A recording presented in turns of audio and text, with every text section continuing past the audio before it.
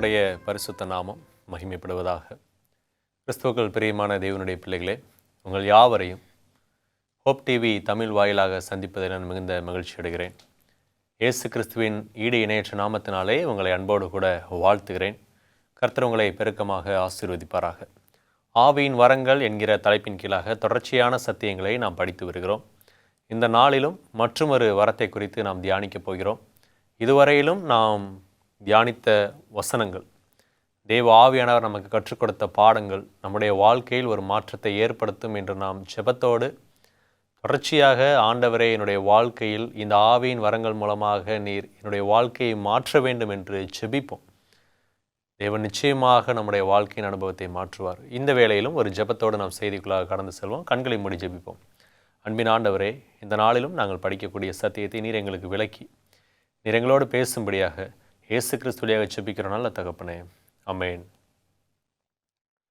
அன்பான தேவனுடைய பிள்ளைகளே, ஆவியானவர் கொடுக்கக்கூடிய வரங்கள் அநேகமாக இருக்கிறது என்பதை 1 கொரிந்தியர் 12:4 நாம் வாசிக்கிறோம். வரங்களில் வித்தியாசங்கள் உண்டு, ஆவியானவர் ஒருவரே. அவர் அநேக வரங்களை கொடுக்கிறார். எல்லா வரங்களையும் நாம் படித்து, எல்லா வரங்களையும் ஆராய்ந்து, எல்லா வரங்களையும் நாம் தியானிப்பதற்கு நமக்கு போதுமான காலம் இருக்காது, நிச்சயமாக இருக்காது. ஏனென்றால் வேதாகமத்திலே பட்டியலிடப்பட்ட வரங்கள் அல்லாமல் அநேக வரங்கள் தேவனால் கொடுக்க முடியும். ஒவ்வொருவருடைய வாழ்க்கையிலும் ஒவ்வொருவருடைய சூழ்நிலைக்கு ஏற்றாற் போல தேவ ஆவியானவர் வரங்களை கொடுக்கிறார். அவருடைய சித்தத்தின்படி அவர் அவனவனுக்கு பகிர்ந்து கொடுக்கிறார் என்று வேதம் சொல்கிறது. ஆனாலும் ஒரு சில முக்கியமான வரங்களை குறித்து நம்ம தியானித்து கொண்டிருக்கிறோம். எந்த ஒரு வரமும் எந்த ஒரு வரத்தை காட்டிலும் மேன்மையானதோ அல்லது தாழ்வானதோ கிடையாது. எல்லா வரங்களும் தேவனுக்கு முன்பாக சம கணத்தை பெற்றிருக்கிறது என்பதை நாம் பார்க்கிறோம். இந்த நாளிலும் போதிக்கிற வரத்தை குறித்து நாம் தியானிக்கப் போகிறோம். போதிக்கிற வரம் ஏன் அவசியமானது? போதிக்கிற வரத்தை குறித்து வேதம் என்ன சொல்லுகிறது? போதிக்கிற வரத்தை நாம் எப்படி பயன்படுத்த வேண்டும் என்பதை ஒரு சில வசனங்கள் மூலமாக நாம் படித்து இந்த நாள் செய்தியை நிறைவு செய்ய இருக்கிறோம். முதலாவதாக, போதிப்பது அவசியமா அப்படின்னு சொன்னால், நிச்சயமாக போதனை அவசியமான ஒன்று. 1 தீமோத்தேயுவின் புஸ்தகத்தில் நாம் தீமோத்தேயுவுக்கு பவுலாகிய அப்போஸ்தலன் எழுதின காரியத்தை உங்களுக்காக வாசிக்க ஆசைப்படுகிறேன். 1 தீமோத்தேயு 4:13 நான் வருமளவும் வாசிக்கிறதிலும் புத்தி சொல்லுகிறதிலும் உபதேசிக்கிறதிலும் ஜாக்கிரதையாயிரு. அன்பான தேவனுடைய பிள்ளைகளே, உபதேசிப்பதிலே ஜாக்கிரதையாக இருக்க வேண்டும் என்று அப்போஸ்தலனாகிய பவுல் தீமோத்தேயுவுக்கு எழுதுகிறார். ஏனென்றால் மூப்பராகிய சங்கத்தார் உன்மேல் கைகளை வைத்தபோது தீர்க்க தரிசனத்தினால் உனக்கு அளிக்கப்பட்ட வரத்தை பற்றி அசதியாயிராதே. நீ தேறுகிறது யாவருக்கும் விளங்கும்படி இவைகளையே சிந்தித்து கொண்டு இவைகளிலே நிலைத்திரு. பிரியமான தேவனுடைய பிள்ளைகளே, போதிப்பது என்பது மிக முக்கியமான ஒன்று. அதை குறித்து ஜாக்கிரதையாக இருக்க வேண்டும் என்று அப்போஸ்தலனாகிய பவுல் குறிப்பிடுகிறார். பழைய ஏற்பாட்டு காலத்திலே இந்த போதனையை குறித்து ஒரு பகுதியை நான் வாசிக்க ஆசைப்படுகிறேன். உபாகம புஸ்தகத்திலே 11ஆம் அதிகாரத்திற்கு நம்முடைய கவனத்தை திருப்புவோம். உபாகம புஸ்தகம் 11ஆம் அதிகாரத்திலே 18 நாம் வசனங்களை வாசிக்கும் பொழுது இப்படியாக சொல்கிறது. ஆகையால் கர்த்தர் உங்கள் பிதாக்களுக்கு கொடுப்பேன் என்று அவர்களுக்கு ஆணையிட்ட தேசத்தில் உங்கள் நாட்களும் உங்கள் பிள்ளைகளின் நாட்களும் பூமியின் மேல் வானம் இருக்கும் நாட்களைப் போல அநேகமாய் இருக்கும்படிக்கு நீங்கள் என் வார்த்தைகளை உங்கள் இருதயத்திலும் உங்கள் ஆத்துமாவிலும் பதித்து அவைகளை உங்கள் கையின் மேல் அடையாளமாக கட்டி உங்கள் கண்களின் நடுவே ஞாபகக்குறியாக வைத்து அவைகளை உங்கள் பிள்ளைகளுக்கு உபதேசித்து நீங்கள் வீட்டில் உட்கார்ந்திருக்கிற போதும் வழியிலே நடக்கிற போதும் படுத்துக்கொள்ளுகிற போதும் எழுந்திருக்கிற போதும் அவைகளை குறித்து பேசுவீர்களாக. அன்பான தேவனுடைய பிள்ளைகளே, இங்கேயும் உபதேசம் என்பதை மிக அவசியமான ஒன்றாக பார்க்கிறோம். அடுத்த தலைமுறைக்கு உபதேசங்கள் இல்லாவிட்டால் அவர்கள் சீர்கெட்டு போவார்கள் என்று வேதம் சொல்கிறது. அவைகள் உங்கள் வீட்டு நிலைகளிலும் உங்கள் வாசல்களிலும் எழுதுவீர்களாக. நீங்கள் உங்கள் தேவனாகிய கர்த்தரிடத்தில் அன்பு கூர்ந்து அவர் வழிகளிலெல்லாம் நடந்து அவரை பற்றி கொண்டிருக்கும்படி நான் உங்களுக்கு செய்ய கற்பிக்கிற இந்த கற்பனைகளை எல்லாம் ஜாக்கிரதையாய் கை கொள்வீர்களானால் கர்த்தர் உங்களுக்கு முன்பாக அந்த ஜாதிகளை எல்லாம் துரத்தி விடுவார். உங்களை பார்க்கிலும் ஜனம் பெருத்த பலத்த ஜாதிகளை நீங்கள் துரத்துவீர்கள். வேத வசனம் என்ன சொல்கிறதுன்னு சொன்னால், இந்த போதனை என்பது மிக அவசியமான ஒன்று. போதனை அடுத்த தலைமுறைக்கு தேவை. அது இருந்தால்தான் அடுத்த தலைமுறைக்கு என்ன நடந்தது என்பது தெரியும். போதனை இல்லாத இடத்துல அடுத்த தலைமுறைக்கு அதற்குண்டான எந்த ஒரு வாய்ப்பும் இல்லாமல் போய்விடும் என்பதை வேதம் நமக்கு சொல்லுகிறது. 1 தீமோத்தேயு புஸ்தகத்தில் 4ஆம் அதிகாரத்தை நான் உங்களுக்காக வாசிக்கிறேன். நாம் ஏற்கனவே வாசித்த அந்த வேத பகுதி, அதில் இருக்கக்கூடிய முந்தின வசனங்களை வாசிக்கும் பொழுது 9வது வசனம், இந்த வார்த்தை உண்மையும் எல்லா அங்கீகரிப்புக்கும் பாத்திரமுமாக இருக்கிறது. 11வது வசனம், இவைகளை நீ கட்டளையிட்டு போதித்து கொண்டிரு. போதனை என்பது மிக அவசியமான ஒன்று. வசனத்தில் நம்ம வாசித்த வசனம் இப்படியாக சொல்கிறது, நீ கட்டளையிட்டு போதித்து கொண்டிரு. எதை போதிக்க வேண்டும்?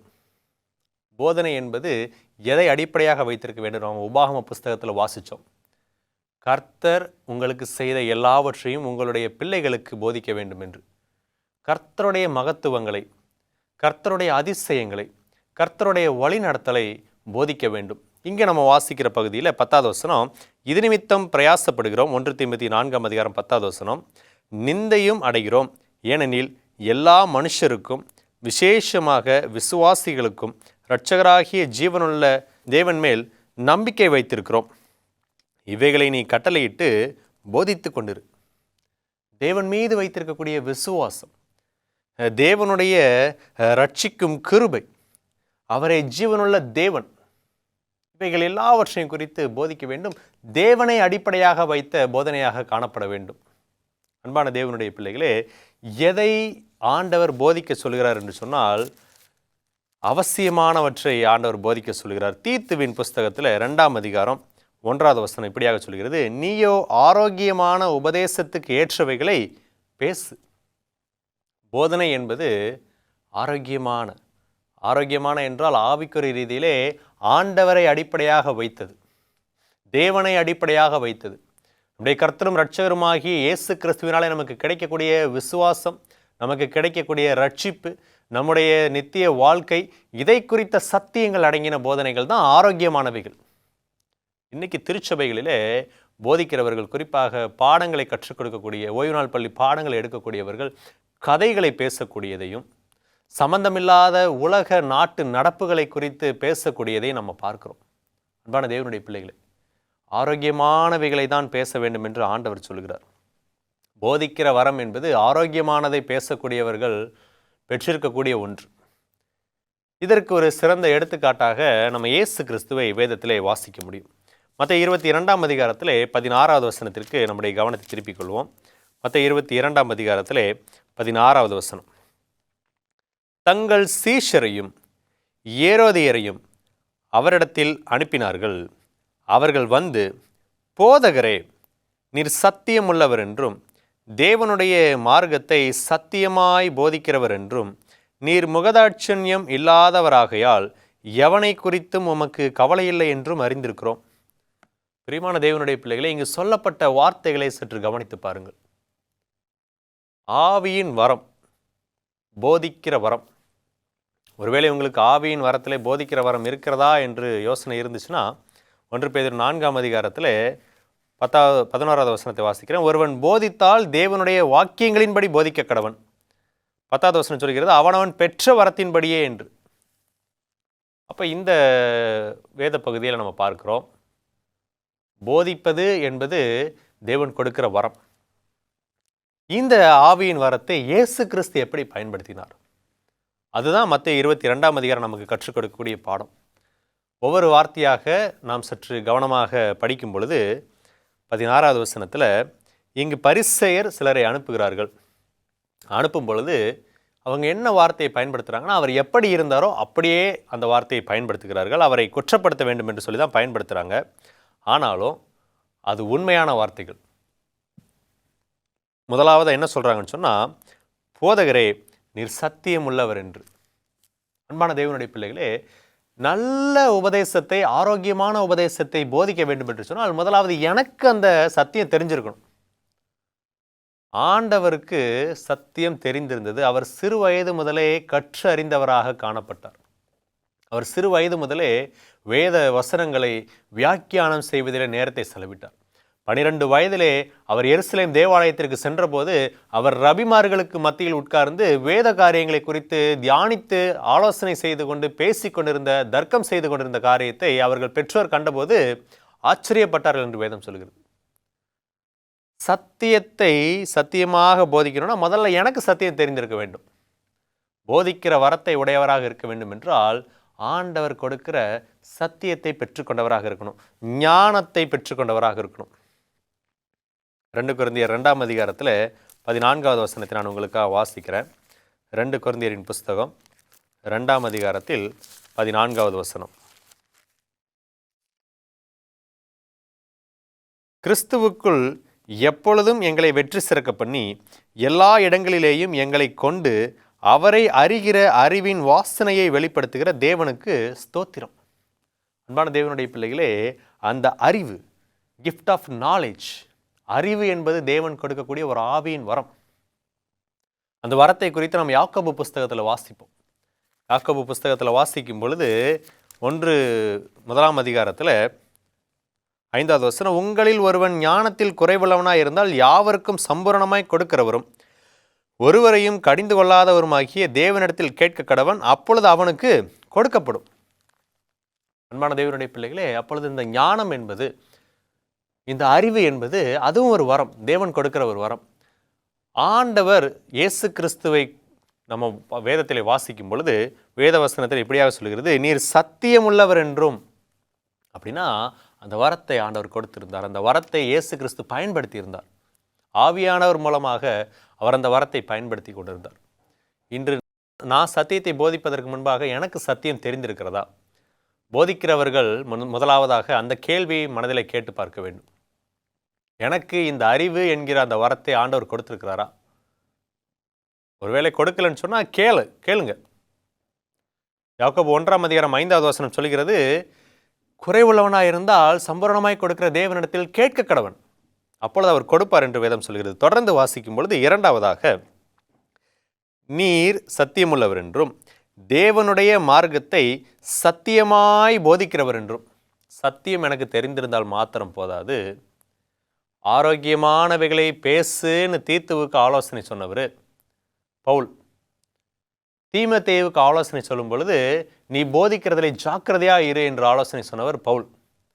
அவர் போதிக்கிற எல்லா இடங்களிலும், அவருடைய சபைகளுக்கு எழுதக்கூடிய எல்லா கடிதங்களிலும் பார்த்தீங்கன்னா என்ன பிரச்சனை இருக்கோ அந்த பிரச்சனையை அட்ரஸ் பண்ணி எழுதியிருப்பார். சத்தியம் இதுதான், நீங்கள் இப்படி நடக்கக்கூடாது, இப்படி தான் நடக்கணும் என்று எழுதியிருப்பார். எதை பார்த்து என்று சொன்னால் இயேசு கிறிஸ்துவை பார்த்து. ஏன்னா இயேசு கிறிஸ்து சத்தியத்தை சத்தியமாக, வசனம் சொல்லுகிறது தேவனுடைய மார்க்கத்தை சத்தியமாய் போதிக்கிறவர் என்று. இதுதான் சத்தியம்னா அது சத்தியமாக சொல்ல வேண்டும். அந்த அனுபவத்தை இந்த போதிக்கிற வரத்தை உடைய ஆண்டவராக இயேசு கிறிஸ்து உடையவராக இருந்தார். அடுத்து, நீர் முகதாட்சண்யம் இல்லாதவராகையால் எவனை குறித்தும் உமக்கு கவலை இல்லை என்றும் அறிந்திருக்கிறோம். 3வதாக வாசிக்கும் பொழுது, இதை சொன்னால் இவங்க நம்மளை ஏதாச்சும் நினச்சிருவாங்களோ, அல்லது இதை சொன்னால் அவங்க நம்மளுக்கு எதுவும் செய்ய மாட்டாங்களோ, நம்மளை விரோதியாக பார்ப்பாங்களோ, சத்தியத்தை சத்தியமாக சொல்ல வேண்டும். அதை சொல்லாதபடிக்கு முகதாட்சண்யம் செய்தோம் என்றால் பிலேயாம் அவனுடைய வாழ்க்கையை நினைத்து பார்ப்போம்.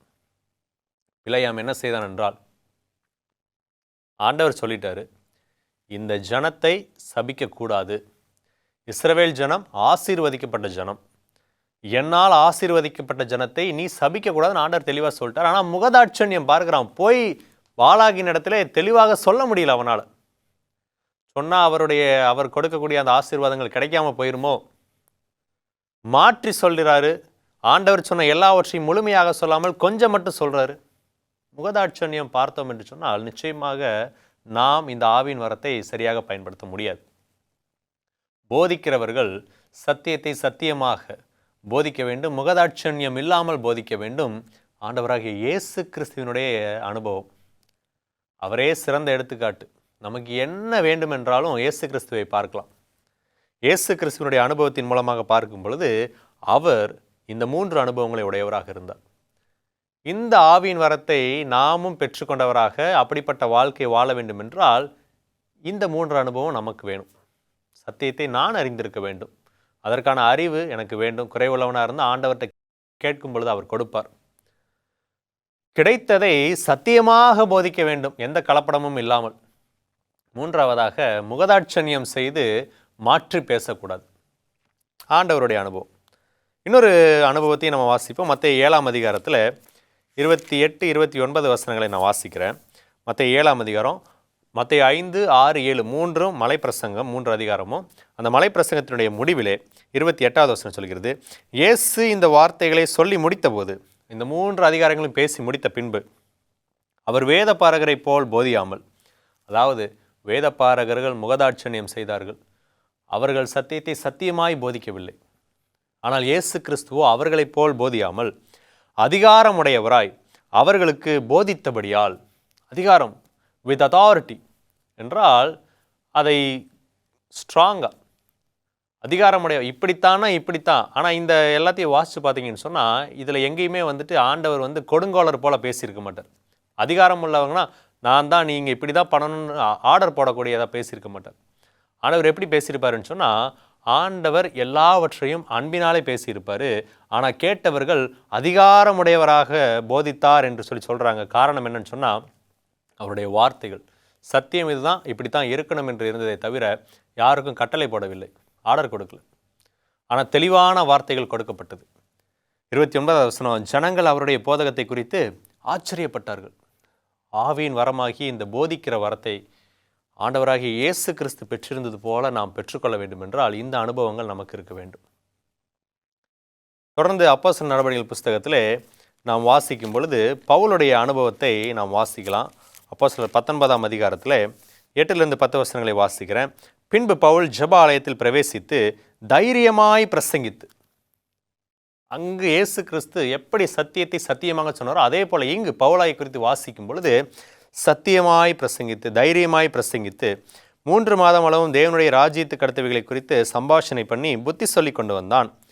சிலர் கடினப்பட்டு அவிசுவாசிகளாகி கூட்டத்திற்கு முன்பாக இந்த மார்க்கத்தை நிந்தித்த போது, இன்னைக்கு இதுதான் பிரச்சனை, இதை சொன்னால் அவங்க விட்டுட்டு போயிடுவாங்களோ அப்படின்னு சொல்லி, உண்மையை உண்மைன்னு சொல்லி போகிறாங்கன்னா அவங்க நம்மளை வேண்டாம் என்று சொல்லலை, ஆண்டவரை வேண்டாம் என்று சொல்லிவிட்டு போகிறாங்க. அவங்களுக்காக நம்ம உண்மையை சொல்லாமல் இருந்தோம்னு சொன்னால் அவங்கள மட்டும் அல்ல, நம்மளையும் சேர்த்து நாம் நித்திய அழிவிற்கென்று ஆயத்தப்படுத்தி கொண்டிருக்கிறோம். இங்கே வசனம் சொல்கிறது, சிலர் கடினப்பட்டு சத்தியத்தை தைரியமாய் போதித்ததை சிலர் ஏற்றுக்கொள்ள முடியல, அவங்க கடினப்பட்டு என்று சொல்லி வசனம் சொல்கிறது. அவிசுவாசிகளாகி கூட்டத்திற்கு முன்பாக இந்த மார்க்கத்தை நிந்தித்த போது அவன் அவர்களை விட்டு விலகி சீஷரை அவர்களிலிருந்து பிரித்து கொண்டு திறனோ என்னும் ஒருவருடைய வித்தியாசாலையிலே அனுதினமும் சம்பாஷித்து கொண்டு வந்தான். அன்பான தேவனுடைய பிள்ளைகளே, அவங்க நிந்தித்தாங்கன்னா நிந்திச்சுட்டு போட்டோம், நான் காம்ப்ரமைஸ் பண்ண மாட்டேன் என்கிற எண்ணம் தான் இந்த ஆவியின் வரம் வெளிப்படுத்தக்கூடியது. ஆண்டவரால் கொடுக்கக்கூடிய ஞானம், ஆண்டவரால் கொடுக்கக்கூடிய போதிக்கும் வரன் என்பது காம்ப்ரமைஸ் பண்ணாது. அவங்க போனால் பரவாயில்ல, நான் சொல்ல வேண்டியதை சொல்ல வேண்டும் என்ற சத்தியத்திற்காக சத்தியத்தை சத்தியமாக போதிக்கிறவராக பவுல் காணப்பட்டார். 2 வருஷ காலம் இப்படி நடந்ததினாலே ஆசியாவில் குடியிருந்த யூதரும் கிரேக்கருமாகிய எல்லாரும் கர்த்தராகிய இயேசுவின் வசனத்தை கேட்டார்கள். எல்லாரும். அவர் காம்ப்ரமைஸ் பண்ணியிருந்தால் அந்த கூட்டம் இருந்திருக்கும், ஆனால் மற்றவர்கள் உண்மையான சத்தியம் என்று அறிந்திருப்பார்களானா நிச்சயமாக இல்லை. அதனால் இன்னைக்கு நம்ம உண்மையை உண்மையாக போதிக்கும் பொழுது சில எதிர்மறையான விளைவுகள் ஏற்பட்டாலும் நாம் உண்மையின் பக்கம் நிற்கும் பொழுது, தேவனுடைய வார்த்தைக்கு தேவன் சொன்னபடியே நாம் நிற்கும் பொழுது நிச்சயமாக தேவன் நம்மை வழிநடத்துவார். 1 தீமோத்தேயு புஸ்தகத்தில் ஒரு வசனத்தை நான் உங்களுக்காக வாசிக்கிறேன். 1 தீமோத்தேயு புஸ்தகம் 3ஆம் அதிகாரத்தில் 1-2 வசனங்களை நான் வாசிக்கிறேன். கண்காணிப்பை விரும்புகிறவன் நல்ல வேலையை விரும்புகிறான், இது உண்மையான வார்த்தை. ஆகையால் கண்காணியானவன் குற்றம் சாட்டப்படாதவனும் ஒரே மனைவியை உடைய புருஷனும் ஜாக்கிரதையுள்ளவனும் தெளிந்த புத்தியுள்ளவனும் யோக்கியதையுள்ளவனும் அந்நியரை உபசரிக்கிறவனும் போதக சமர்த்தனுமாக இருக்க வேண்டும். இது சபையை கண்காணிக்கிறவர்களுக்கான ஒரு ஆலோசனை. போதக சமர்த்தனாக இருக்கணும்.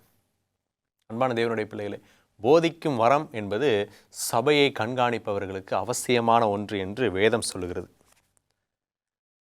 இந்த வசனங்கள் எல்லாம், நம்ம இவ்வளோ நேரம் தியானித்த வசனங்கள் எல்லாம் போதிக்கிற வரத்தை குறித்து மிக ஆழமாக மிக உறுதியாக சொல்லக்கூடிய வார்த்தைகளாக இருக்கிறது. நான் முன்பாகவே சொல்லியிருந்தேன், எந்த வரமாக இருந்தாலும் அதற்கு போலியை சாத்தான் வைத்திருப்பான். அன்பான தேவனுடைய பிள்ளைகளே, நாம் ஞானத்தை குறித்து வாசிக்கும் பொழுது ஒரு வசனத்தை வாசித்தோம். ஞானம் என்பது தேவன் கொடுக்கக்கூடிய வரம் என்று சொல்லி 2 கொரிந்தியர் புஸ்தகத்தில் 2ஆம் அதிகாரம் 14வது வசனத்தை மீண்டுமாக வாசிக்கிறேன். கிறிஸ்துவுக்குள் எப்பொழுதும் எங்களை வெற்றி சிறக்க பண்ணி எல்லா இடங்களிலேயும் எங்களை கொண்டு அவரை அறிகிற அறிவின் வாசனையை வெளிப்படுத்துகிற தேவனுக்கு ஸ்தோத்திரம். தேவன் வெளிப்படுத்துகிறார். அது தேவன் கொடுக்கக்கூடிய ஒரு வரம். யாக்கோபு நம்ம வாசித்தோம். யாக்கோபு புஸ்தகம் 1ஆம் அதிகாரம் 5வது வசனத்தில், உங்களில் ஒருவன் ஞானத்தில் குறைவுள்ளவனாய் இருந்தால் யாவருக்கும் சம்பூரணமாய் கொடுக்கிறவரும் ஒருவரையும் கடிந்து கொள்ளாதவருமாகிய தேவனிடத்தில் கேட்க கடவன் என்று சொல்லி. அப்போ இந்த ஞானம், அறிவு, போதிக்கிற வரம் எல்லாம் தேவன் கொடுக்கக்கூடியது. ஆனால் இதற்கு போலியாக சாத்தானும் வைத்திருக்கிறான். என்ன வைத்திருக்கிறான் அப்படின்னு சொல்லி நம்ம பார்க்கும் பொழுது 1 கொரிந்தியர் புஸ்தகத்தில் 8ஆம் அதிகாரம் 1வது வசனம் இப்படியாக சொல்கிறது, விக்கிரகங்களுக்கு படைக்கப்பட்டவைகளை குறித்த விஷயத்தில் நம் எல்லாருக்கும் அறிவு உண்டென்று நமக்கு தெரியுமே. அறிவு இருமாப்பை உண்டாக்கும், அன்போ பக்தி விருத்தியை உண்டாக்கும். அன்பான தேவனுடைய பிள்ளைகளே, அறிவு இருமாப்பை உண்டாக்கும். ஆண்டவர் அறிவை கொடுக்கிறார் என்று சொல்லி நம்ம பார்க்கிறோம். ஆண்டவர் கொடுக்கிற அறிவு இருமாப்பை உண்டாக்குமா அப்படின்னா நிச்சயமாக உண்டாக்காது. இது சாத்தான் ஏற்படுத்துகிற போலி. இதை குறித்து நாம் எங்கு வாசிக்கலாம் அப்படின்னு சொன்னால், யாக்கோபு புஸ்தகம் 3ஆம் அதிகாரம். இந்த 3ஆம் அதிகாரத்தில் 13 வசனத்திலிருந்து 16, 17 வசனங்கள் வரைக்கும் வாசிக்கும் பொழுது 2 விதமான ஞானத்தை குறித்து வேதம் சொல்கிறது. ஒன்று பரத்திலிருந்து வருகிற ஞானம், மற்றொன்று பரத்திலிருந்து வராத ஞானம். வாசிக்கலாமே.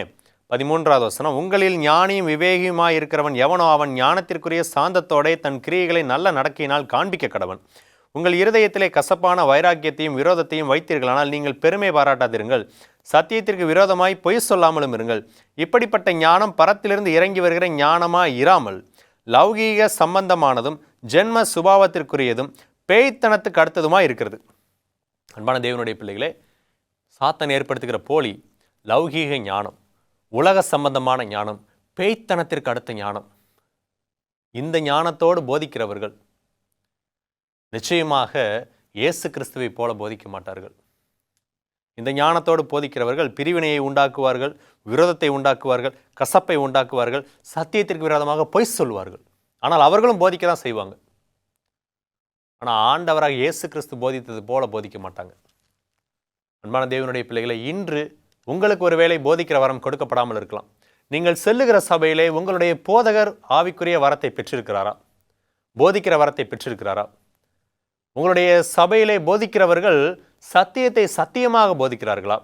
அல்லது லௌகீக ஞானத்தோடு உலக சம்பந்தமான பேய்த்தனத்திற்கு அடுத்த ஞானத்தை வைத்துக்கொண்டு பிரிவினைகளையும் அசத்தியங்களையும் இன்னும் தேவையில்லாத காரியங்களையும் ஏற்படுத்தக்கூடியவர்களாக போதித்துக் கொண்டிருக்கிறார்களா? யோசித்து பாருங்கள். அன்பான தேவனுடைய பிள்ளைகளே, சத்தியத்தை அறிவீர்கள், சத்தியம் உங்களை விடுதலையாக்கும். அந்த சத்தியத்தை அறிகிற அறிவு போதிக்கிற வரத்தின் மூலமாக ஆண்டவர் நமக்கு கொடுக்கிறார். ஒருவேளை நான் அந்த வரத்தை பெறாவிட்டால் எனக்கு வேறொரு மூலமாக போதிக்க வேண்டும் என்று போதிக்கிறவர்களை ஆண்டவர் ஏற்படுத்துகிறார். அந்த போதிக்கிறவர்களை நாம் சரியான முறையிலே பிரித்து நலமானதை ஆராய்ந்து பார்க்காவிட்டால் நிச்சயமாக நாம் அவர்களால் வஞ்சனைக்கு ஆளாக்கப்படுவோம்.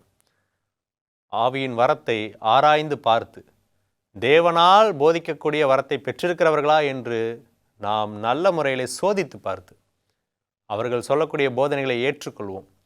அதன் பிறகு தேவனுடைய வார்த்தையின்படி நாம் வாழ்வோம். எந்த போதனையாக இருந்தாலும் வேதத்தின்படி சரியானதாக இருக்கிறதா என்பதை நாம் யோசித்து பார்க்க வேண்டும், ஆராய்ந்து பார்க்க வேண்டும். அப்படி ஆராய்ந்து பார்த்தோம் என்றால் நாம் நிச்சயமாக சத்தியத்தின்படி நடப்போம்.